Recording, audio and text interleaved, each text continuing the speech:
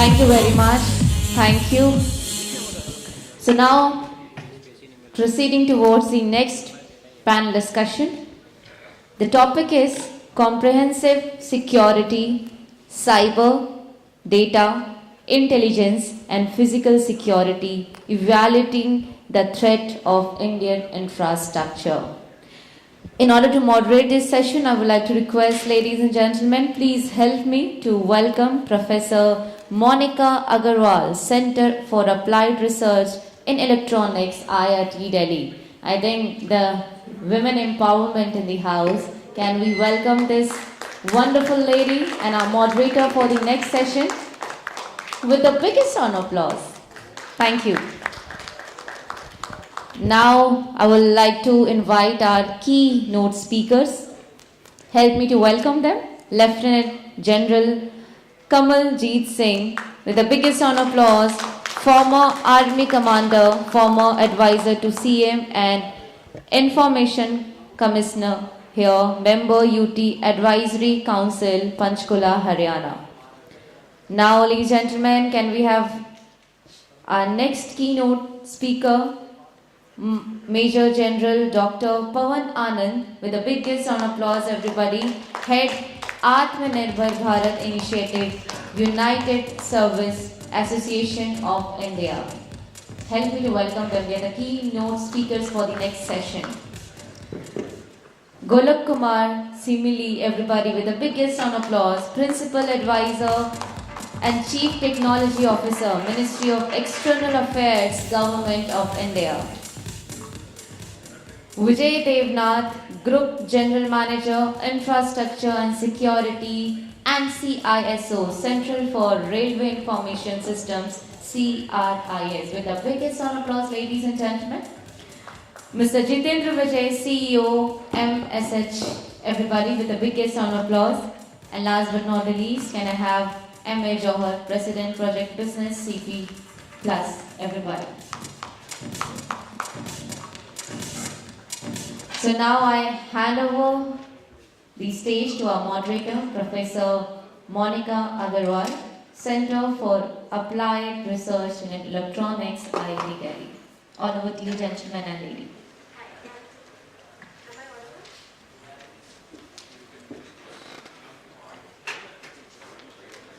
Hi, am I audible? I think I am. Thanks and good afternoon. So I think this way the voice goes better. So welcome to this panel. He teaches you everything. And the teachers also kind of teach army, so that's okay. So welcome to this panel on cyber comprehensive security, cyber data intelligence, and physical security, evaluating the threat in Indian infrastructure. See, as we are living in this digital world, our economy is digital and we are dealing with everyday digital data. Second life, virtual reality is part of us. I mean, the digital things are in us so much that even at home we talk on WhatsApp and it's so comfortable and so convenient. So this has given us an enormous amount of data, and data in this digital world is a gold mine. People are using this data for various purposes. As has been told, machine learning and artificial intelligence is kind of using this data for betterment and more better life structure. We just have Uber and so many things are happening. I think we all know about it. But this is not the end of it. The coin has another side of it. Many intelligent people are using this data for their benefit. The threat that they are giving for any reasons, it may be a monetary reasons or maybe anything. And in this case, the national security is again being threatened because of this data that is being there. That is being available in the form of emails, mobile conversation, social media updates, and people are using it in various ways. So today in this panel, we are just trying to understand what are these threats, what is our readiness, and how are we going to tackle these threats to us. We just heard recently that AIIMS AIMS website was hacked. Maybe few years back, I think in 21 or 22 exactly, Mumbai Power Grid website was also hacked. So are they threat to our cyber security or the data threats, or they are different? So for this discussion, we have eminent panelists with us. We have people who are actually on the border securities and are using these securing our borders. We have Lieutenant General Kamaljeet Singh. We have Major General Pawan Anand. We have Gaurav Kumar, and we have M.A. Johar. So my first question to the panel is, what is a cyber threat? I mean, to me, if my bank account is being hacked, is a cyber threat. But I do share my credit cards to my son for doing the transaction over WhatsApp. So I am opening my threat to myself. So what is a cyber threat? And what is a cyber threat in terms of national security? So maybe I would like to ask Lieutenant General Kamaljeet Singh on this, that what is a cyber threat if I talk in terms of national security? See, cyber today needs to be expanded to a different term, which is information. So it is in American concept that we keep using cyber because we are projecting a view as if we are only using this space for benign purposes. But countries like Russia and China are not using it in terms of cyber. They definitely use it as intelligentized information. So when you put in this term information, it brings in elements of psychological and political posturing. That is important. Now, we live in a country which has got huge big data coverage. We had crossed a figure of 54% in 2020 in terms of, coverage. Today, in 2023, the way it is going viral, more viral than COVID, it would have definitely touched 70%. And it is projected to become 96% in about 2040. That's how it is being looked at. And the problem is, we have very little data localization. Data is not resident here. It's resident in some mega servers abroad. Some efforts are taking place. Internet is severely colonized. If you thought internet is a free space, sorry, it is colonized.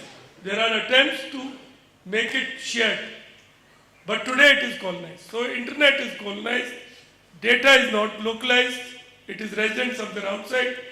We think it is just data. Ma'am says, सिर्फ मेरा credit card के लिए है.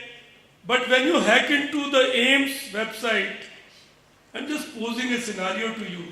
Suppose somebody discovered, see, Jinnah was dying when partition was taking place. His doctor didn't share that information. If that information had leaked out, they would have probably delayed, because Jinnah was about 90% of push behind the partition movement. Just on ego issue. So suppose somebody had some interested country from this AIMS data picks up a key functionary of Indian government who's having a disease which he doesn't want to be disclosed. And then that is blackmail. So, for us security professionals, it has got huge big implications. Just sort of in terms of, we have lots of domains in this. Electronic warfare, information warfare, cognitive warfare now. These are all manifesting in front of us. So we can probably discuss it on the sidelines. There is a big panel, so I think they must also have their say. I hope I have energized your mind in that direction. Thank you. Yeah, Major General Pawan, if you want to say something.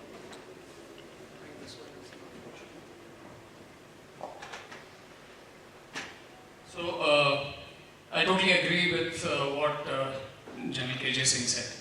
The cyber threat can be broken down into various levels. And at the top level, we can look at cyber warfare being carried out by states. And in that, it boils down to information warfare, it boils down to attacking critical infrastructure, information infrastructure, and disabling. It could be done also for espionage, to get industrial secrets, to get security secrets. And it would be done in a passive or an active way. So you have your APTs, which go and reside inside your computers and quietly keep passing on information. I think one of the more vulnerable aspects would be at a lower level, where you and I use our applications. A huge amount of our data is passing through our applications. And the API itself is where the vulnerability lies. So that's at the lower level. Let me go back to a little, what General Bhatt was talking about in space. There are other actors who use cyber as a threat, and they could be non-state actors.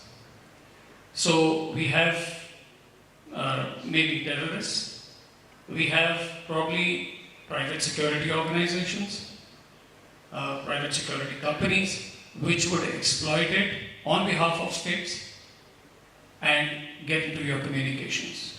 What do they do with that? They are able to take control of your communications. Not only do they listen onto you, they can jam, spoof, but they can also take control of maybe a satellite, take it off course. At the maximum stage, it could cause collisions between satellites, thereby throwing debris into space and causing more damage to constellations. I mean, so we've got a spectrum. So where Professor Monica took it from the very level where we talk about cyber threats, where I'm worried about my personal data, I'm worried about my bank account getting hacked, to the extent that we can speak of, in space. And the biggest thing in this is there are no borders. We are sitting in a seminar organized by Borderman, but this is one space, cyberspace, where there are actually no boundaries, there are no international boundaries. It's a daily battle. So there is constant cyber threat, it's constant war, and maybe all of us sitting who are using digital means and data are cyber warriors in our own way. Thank you. So my next question is for Mr. Johar. So how does a business being affected by the cyber threat, and what are the security measures that you take to counter that? See, the evolution of these physical security era and the evolution of on-the-move communications and the evolution of these non-connected and connected business are basically posing more threat to the system. In this automated era, what we call it, even every sensor, every system, every communication system, whether it is physical security system, everything is connected to the cloud. So every item you are using, whether it is a home item or whether it is a business equipment or whatever you are using, is a big threat to your business and this. Now, emerging it, what General KG Singh said and General Anand said, but I agree with that, that to overcome this is that first I would second General Anand that we should have the cloud system in-house so that we are not posing threats. We have our security compliances stringent, so that the equipment what we are using, it is fully secure with.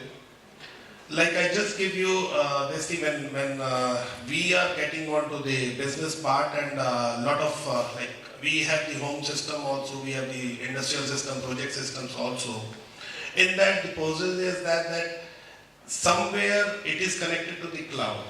Now the cloud, as everybody said, like we have got data center. So we started now a thing that we have got our own P2P system built in India so that the data, whichever is there, is not going out in any case from the country. So that is one part that we can secure our business from these threats. We cannot stop using the technological evaluations for the business growth, but yes, we have to look at those threats and we have to stop them. The second way of this doing is that the people working on it and the people you are using on it, they should be more aware of the kind of upliftment or the technological developments taking place on. And they have to develop the countermeasures to stop that security pilferage, whatever is getting out of it. I think that is the only way what we can work it out. Me.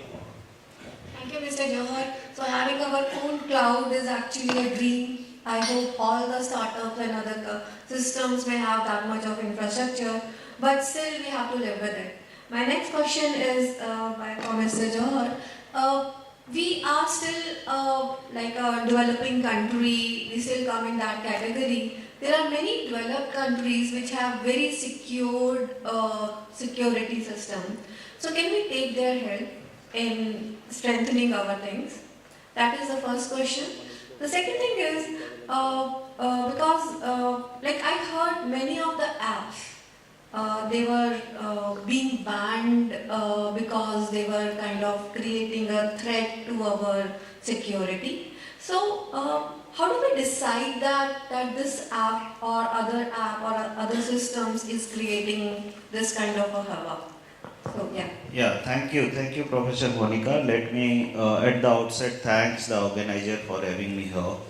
I think if we talk about the comprehensive security at large, in my understanding, if you see the security at perspective at, as I said, end to end, I typically divide them into 4 or 5 categories.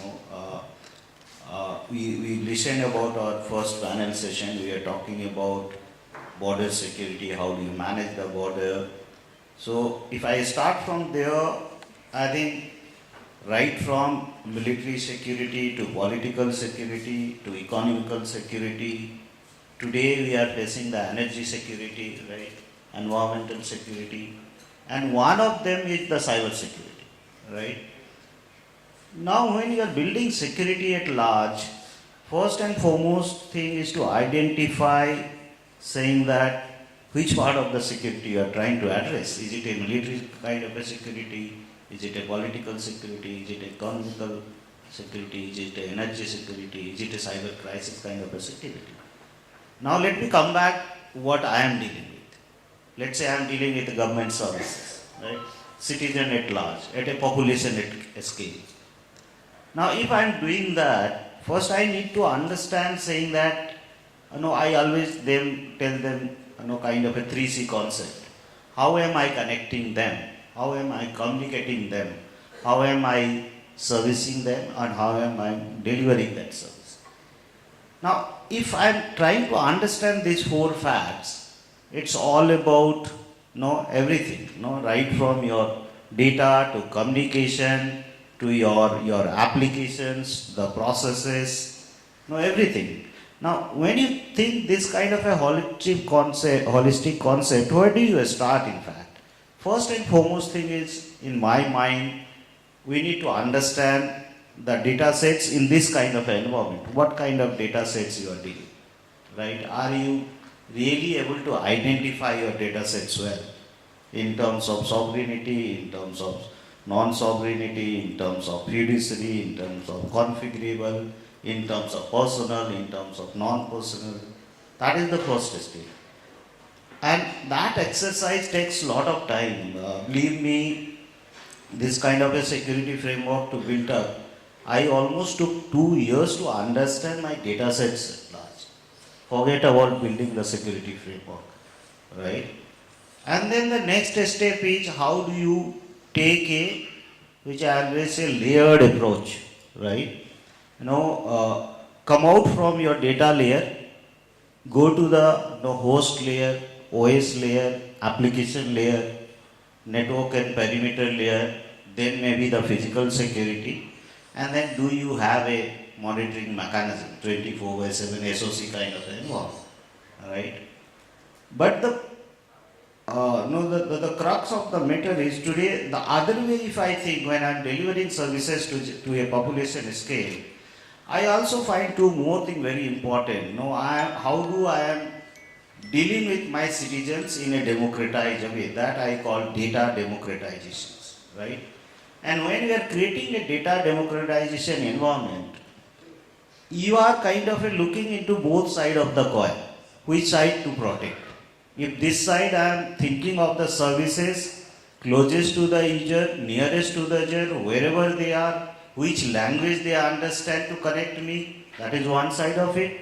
But the other side of the coin is how do I protect when I do all those things, all those verifying. And therefore, building this kind of a holistic exercise, right from your, as I said, understanding the data to policy to processes to regulations, the act, the land of the laws, and ultimately the beneficiary, the masses, the population at large.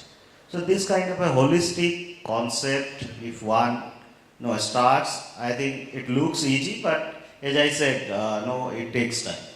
So that's how I put it. Thank you. Thank you, Mr. Gaurav.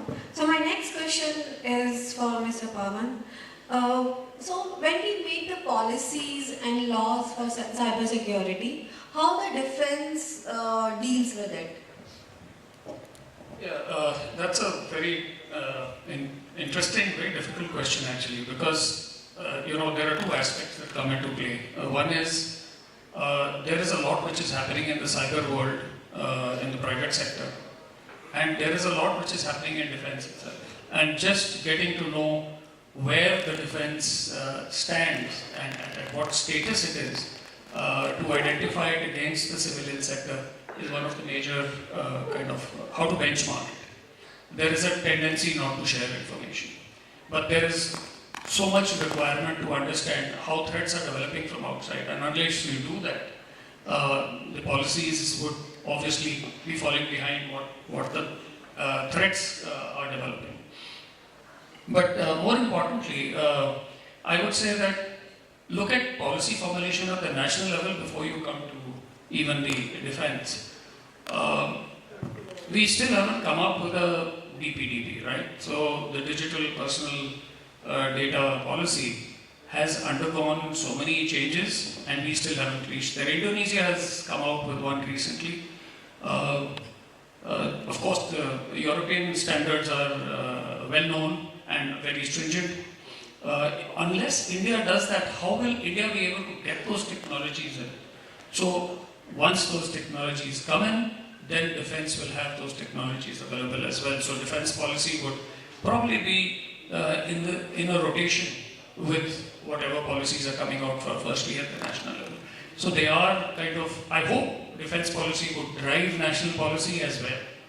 And that would be wonderful. At the moment I don't see it, frankly, and I hope it will happen.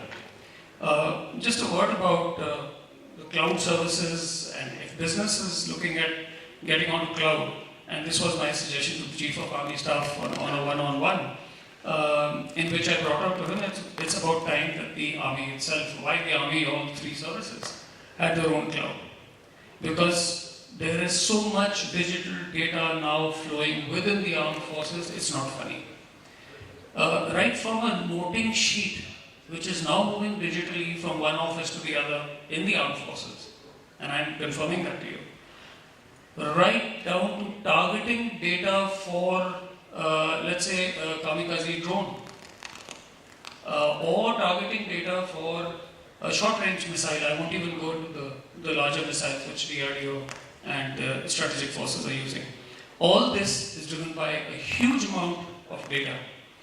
And processing that data is another huge challenge because it has to be done in real time frames. So we have to migrate into a cloud. The cloud has to be made very secure. The processing has to be very fast, so it has to be AI-driven processing. There is so much we need to get into, and there is a lot of thinking we have to do. As far as cloud and defense is concerned, we would definitely look at segregated servers. You cannot have one huge server farm in one place. So there are technologies which are available, and we just need to open our eyes to them globally. And I'm aware of some of them, where he's able to give you a server the size of a desktop computer, maybe this big as the speaker here, and you put it in various buildings, you have it over a particular area, so that there is redundancy. Even if one of them is struck down, either through software means, cyber attacks, or through physical attacks, they are so networked, as the army guys would understand, through an ASCON kind of a system where redundancies are built up. Here is a cloud which would have enough redundancy. So there is a lot of work that is going to get done in this field, and policy formulation, I feel, has to keep up, both at the national level and at the defense level, with the kind of technologies that are coming up. A lot of effort required here. Thank you, Major General Pawan. So my next question is for Lieutenant General Kamaljeet Singh. As has been told that the policies of the national cyber security needs to be defined first. So when I was browsing the net, there are many different policy makers in the I quote. So basically PM Office, National Security Council, National Information Board, both are headed by National Security Advisor. National Technical Research Organization, National Cyber Security Coordinator, somebody from the MITI, somebody from the defense side. So they all make policies for the cyber security. And so is there any cohesive movement that can be taken so that we have like a policy which can be used by a nation? Because what I get is I get a confused remarks from all of them. Yeah, so. First, I'll touch upon a previous thing. We were trying to make a BOSS, Bharat Operating Software System, which was to be a secure layer. We gave it up. So a couple of years back, when I was ADG Perspective Planning, I happened to go to Malaysia on an official visit. I read one of their newspapers, which said that in Singapore Armed Forces, they had introduced their own mobile and they had incentivized return of mobile phones. So everybody who returned one mobile phone got a free army issue mobile phone and a couple of Singapore dollars as an incentive. So that mobile phone does not allow you to use camera, and it's got its own safety parameters which are required. So I floated the suggestion. Our system somehow doesn't reach conclusive, logical conclusions. Even if it reaches some conclusions, they are not put out in open domain for you to understand. I have not been able to understand till today, why didn't we take up BOSS?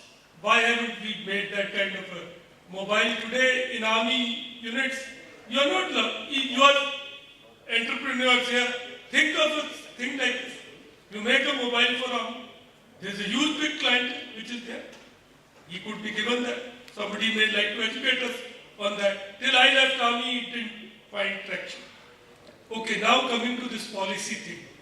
See, the problem challenge is in countries like Russia and China,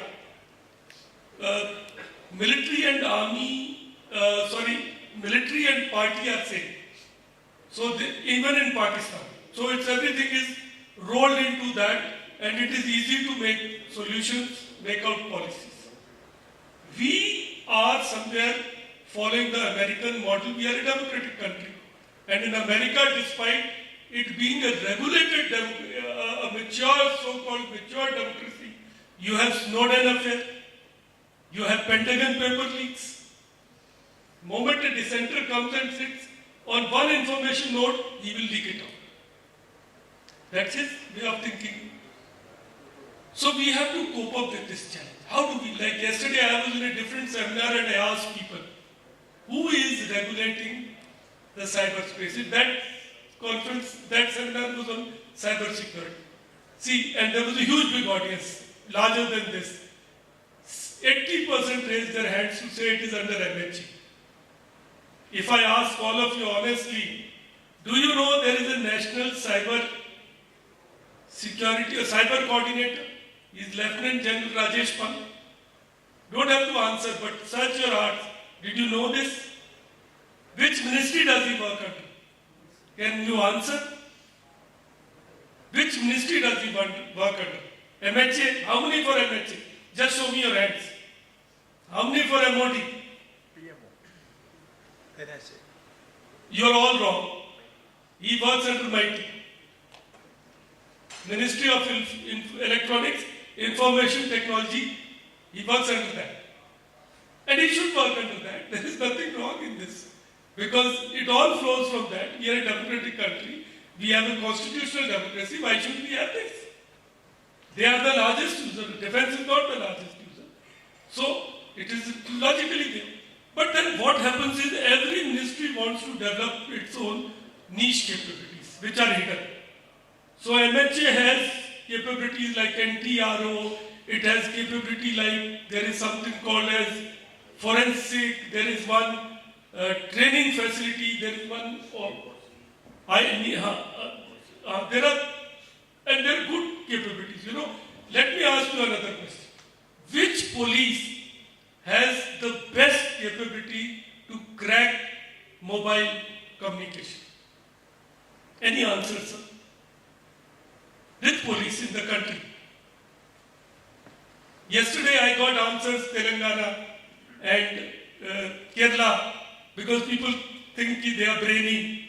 But well, the answer is Delhi police. You know, Batla House in Coimbatore, that Inspector Saab, Sharma ji, was country's foremost expert.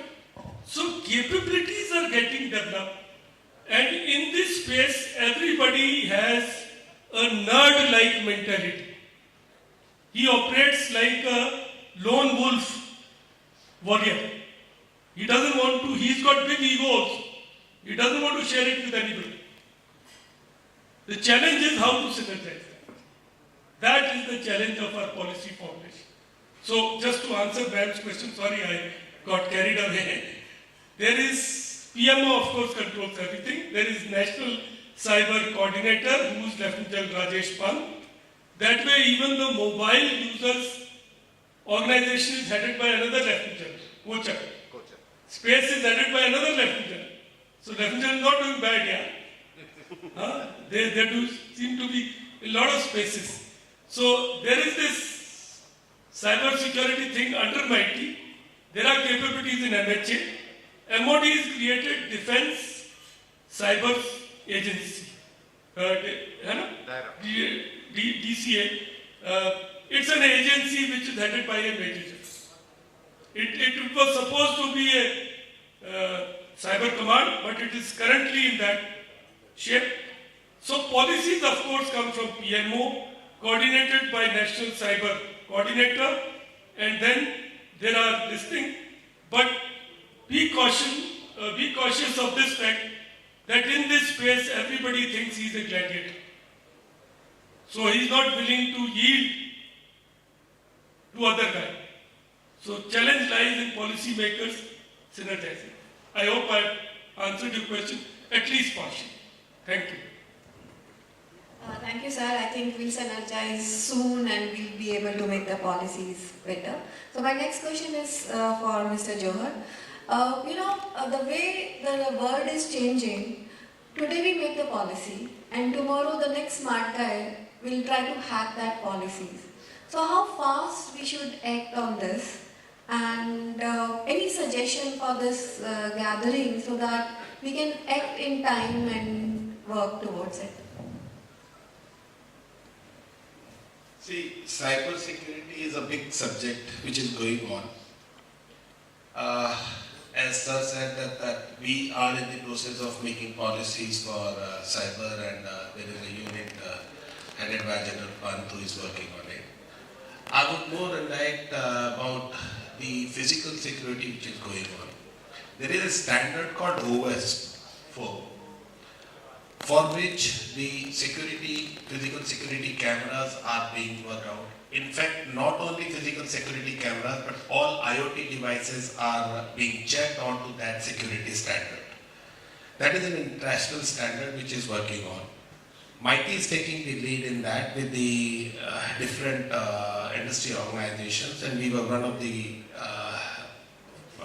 advisor to them for making the security things. Like they are asking for those inputs from the industry, which is on very advanced stage. I must say that Indian Railway is the first organization to implement this, that all their cameras should be OS standard. Now the issue comes in is the expertise within us, because these all are statutory standard. We have to develop the labs. Now MIT has so many labs which are working on it, being it STQCs, being it CDACs for all IoT devices testing. Now those labs, our suggestion is that the technical staff working in these labs should be well trained for this, and we have to have those equipments. So there is a thing to be done onto that side, that these labs should be more facilitated for doing these kind of testing within time frames and within limits. And there has to be a strict basically policy or strict advices or strict orders to follow these policies by all other organizations, so that the security is not, because if you see the IoT devices, if you take example of Alexa, now it is there in everybody's home. It is listening to everything. What is she is speaking or he is speaking, what is that when you call her, but she is listening, and that basically conversation is being recorded or not, you never know.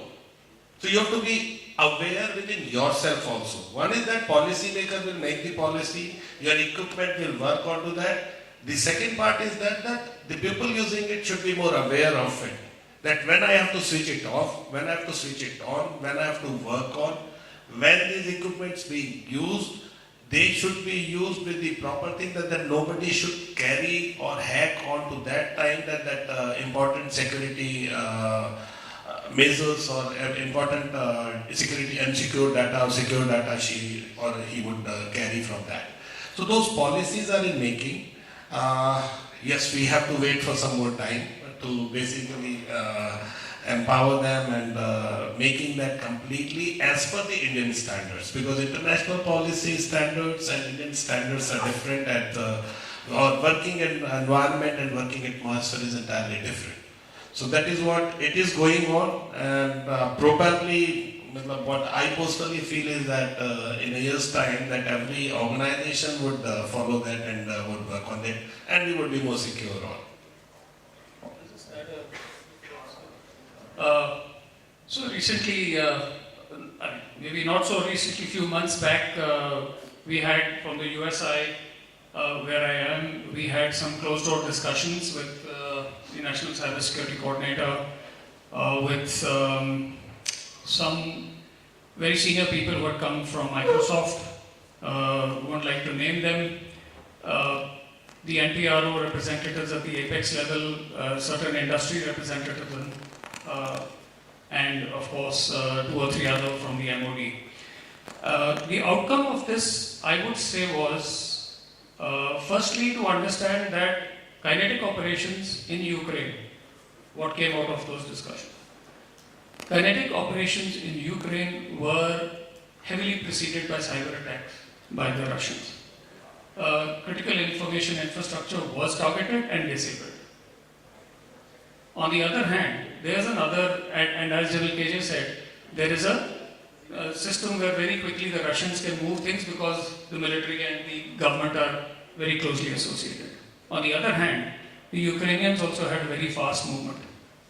And therefore, it wasn't long before Starlink, a private organization, gets incorporated into military applications. And what do you find? You find that suddenly time graveyards are getting created. 9 Russian generals are targeted and assassinated. I call it assassination. They weren't just killed in the line of duty just like that, they were actually struck where they were sitting.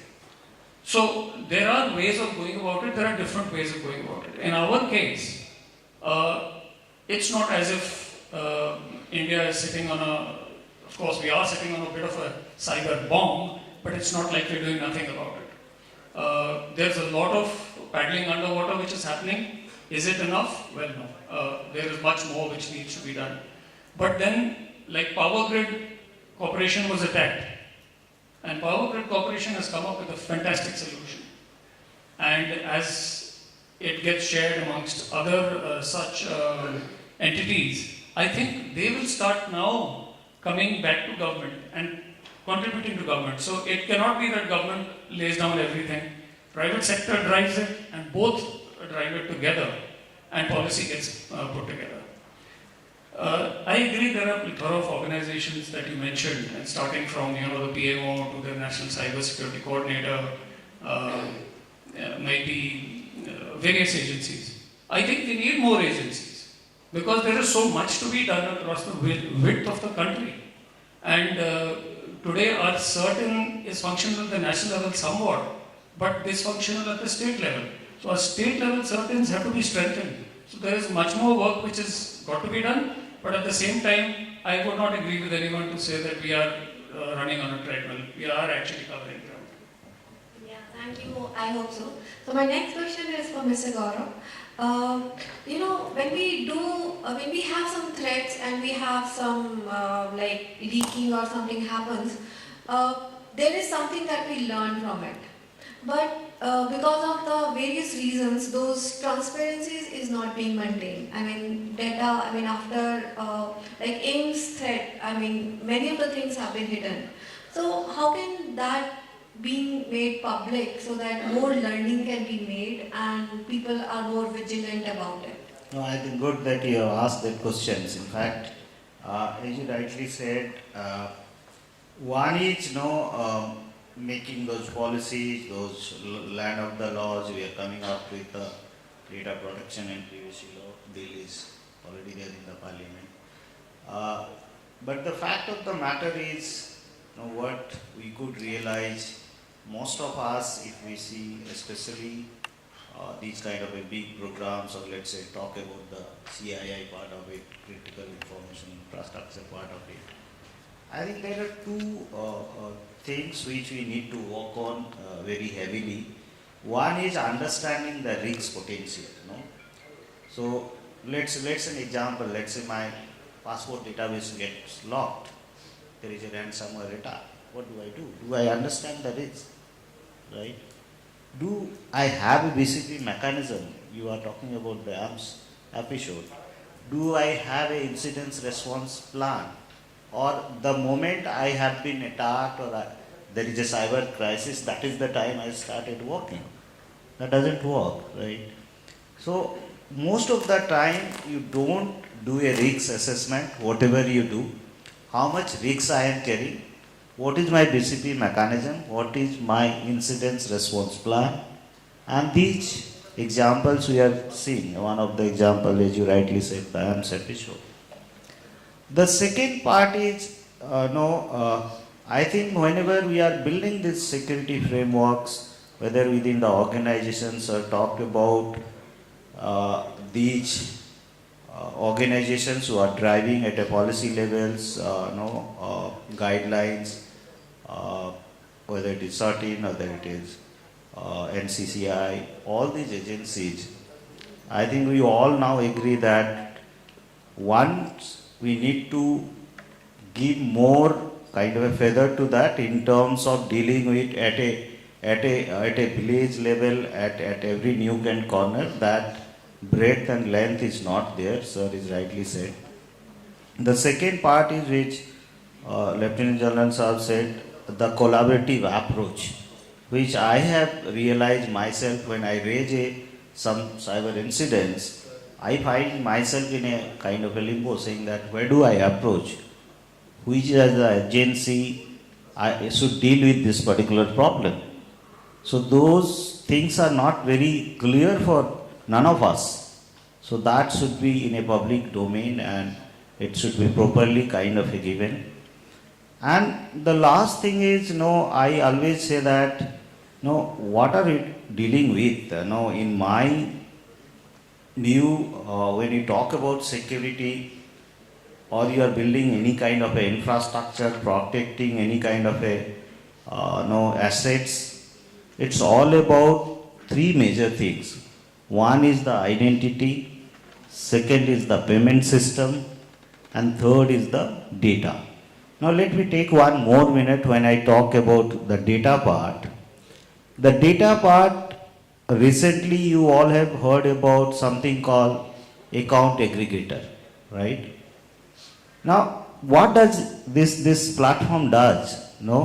It pulls out the information, let's say I'm talking about a financial information. It pulls out the data from somewhere, some entities who is storing the data, and it gives away the same consumer or customer data to the other entities which is requesting the data. Now, how powerful is this aggregator is all about, right? So can we develop such kind of an aggregator which understand the flow of the data end to end, right? Whether it is a fintech sector, whether it is a agriculture sector, whether it is a health sector, can we develop these kind of a platforms which take care of end to end not only the data security and privacy concerns, but also the entire ecosystem at large. What is that I am doing with that data sets, right? I think these are the things we need to develop more and more, take a collaborative approach, take a holistic approach to cyber security, understand your risks well, define your response mechanism well. This kind of holistic approach, I think, will take us one step further. So thank you. I agree with him. Maybe a holistic picture and more collaborative things can be the solution. So we have 2-3 minutes left. So if we have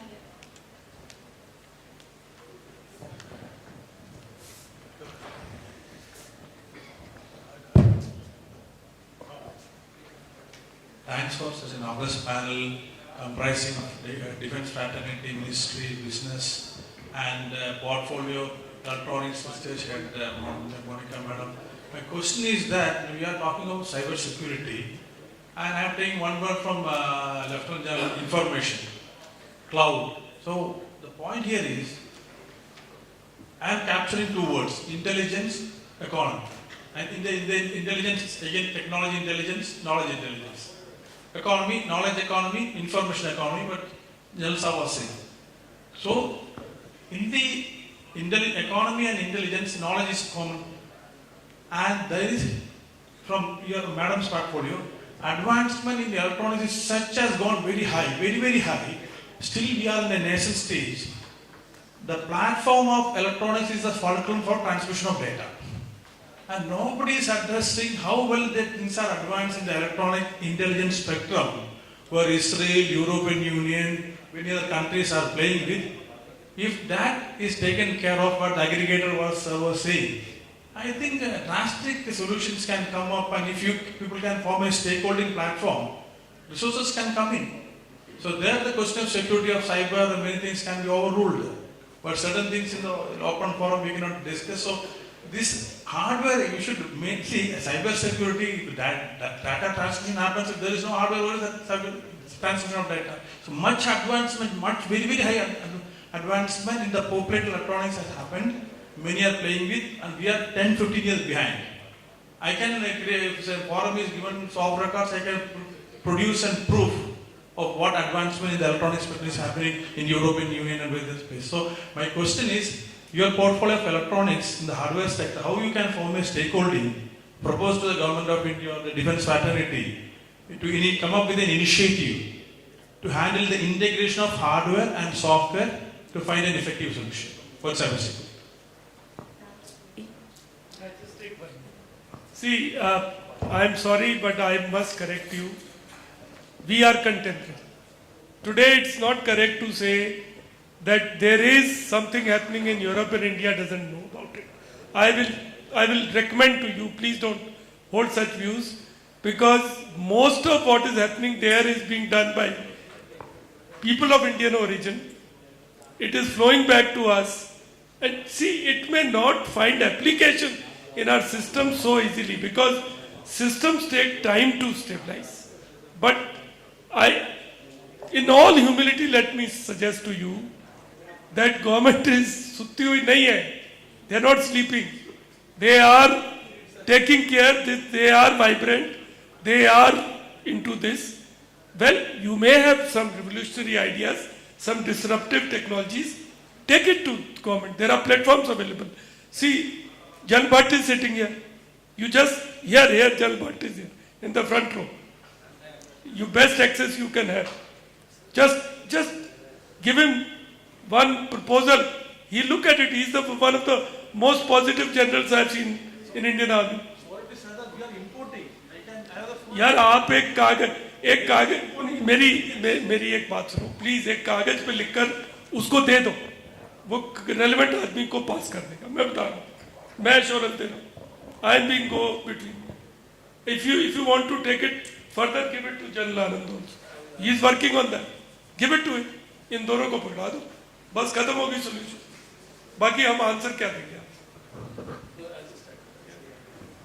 I think your suggestion to have a stakeholder platform where it brings all these people together is very well taken. I mean, there is some, what you're thinking is there has to be some platform that coordinates all this.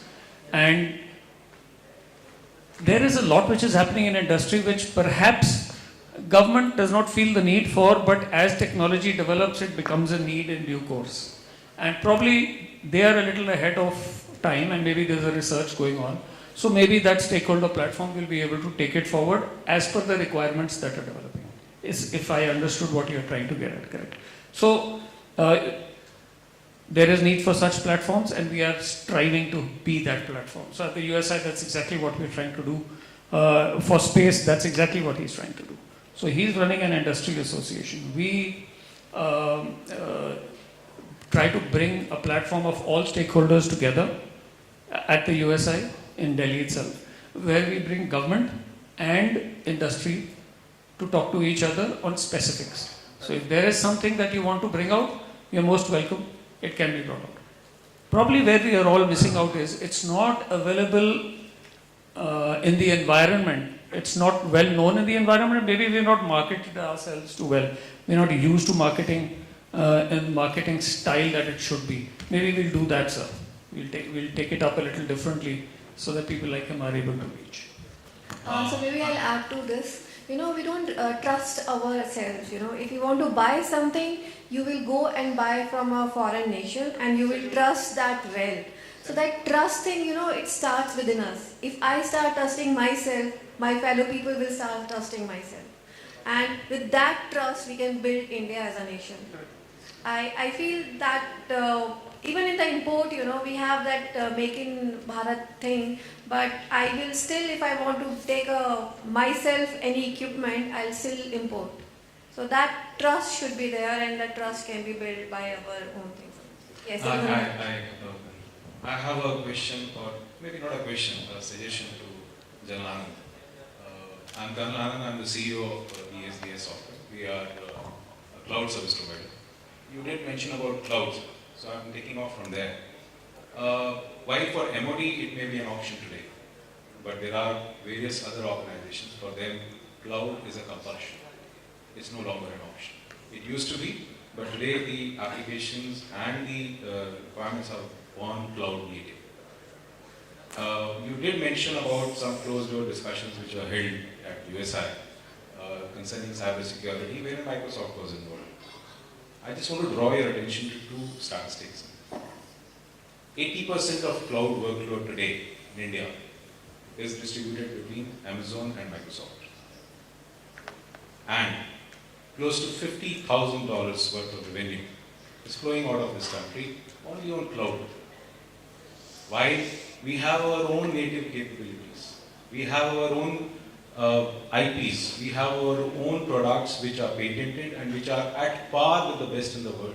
We have companies which have their own made in India absolutely Indian infrastructure, data centers, and at par with what these, I won't want to name those companies, they can provide. So my suggestion to you is, and it's not, and I also want to draw your attention to one of the policy framework which the MeitY had set up. So MeitY few years ago came out with the concept of community clouds. So there was something called government community cloud, and there was something called virtual private cloud. So government community cloud was created primarily for the government workloads. It was meant that all the government establishments, institutions would use this framework for their workloads. And parallelly VPC was created wherein others can come. But what is happening now? It is not being enforced. As a result, critical government workloads are going out of GCC and into virtual private cloud, which is being provisioned by not the native companies. And what happened in Russia, you draw attention to what Ukraine did and what Russia did. I will draw your attention to what happened to Russia. When the war broke out, all these companies shut shop overnight. They switched off their data centers and their applications and they walked away. When the nation was at war, they needed the most. Their entire e-governance framework collapsed. The same thing can happen to us. Just want to draw your attention. Valid points. I take your points seriously. I would request, sir, if you have any interaction subsequently in times to come, maybe you could invite Indian cloud players also. See, CD Plus is the leader in that. We have already taken the lead. All our home services will be provided by B2B services through Indian cloud and new cloud services. Very nice. I think the clouds are expanding with the quantum coming. There is no quantum cloud in India. You know, we all are dependent on Amazon and Microsoft clouds. And soon the security will be on a different platform where we are talking about the quantum security. So there, India has taken an initiative, and I hope we can synergize on that more and kind of get a more synergy and a better solution. In fact, our own CDAC has taken a very big leap in this direction, and we are partnering with CDAC to deliver these quantum solutions. Yeah, so CDAC, CDOT, everybody is working on it, but once we have a solution with us, then only we say that we are quantum enabled. So with this note, I would like to end this panel and thanks all the panelists for being here, and we had a wonderful session. Thank you. Well, thank you very much, our moderator and our key speakers. Can we have really a big round of applause? Thank you. So now I would like to request Mr. Farhan Khan from Golf Connect. So please come on stage and felicitate our moderator along with our keynote speakers. Can we have a big round of applause for Golf Connect also, ladies and gentlemen, one of our organizers of National Security Dialogue 2023. I would like to request Mr. Farhan, please felicitate our moderator, Professor Monica Agarwal, Center for Applied Research in Electronics, IIT Delhi. Thank you, ma'am, for being here. Now, I would like to request Mr. Farhan, please felicitate Lieutenant General Kamaljeet Singh with the biggest round of applause, ladies and gentlemen.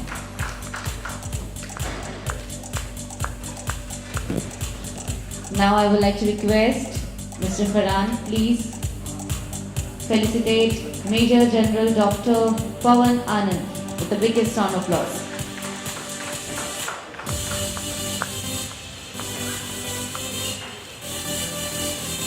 Now, Mr. Farhan, please help us to felicitate Mr. Golab Kumar Simli, Principal Advisor and Chief Technology Officer, Ministry of External Affairs.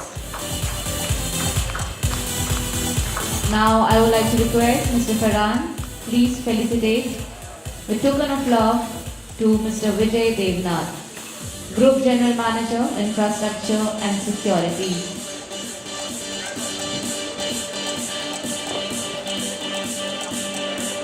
Now I would like to request Mr. Farhan, please help us to felicitate Mr. Jitendra Vijay, CEO, MS.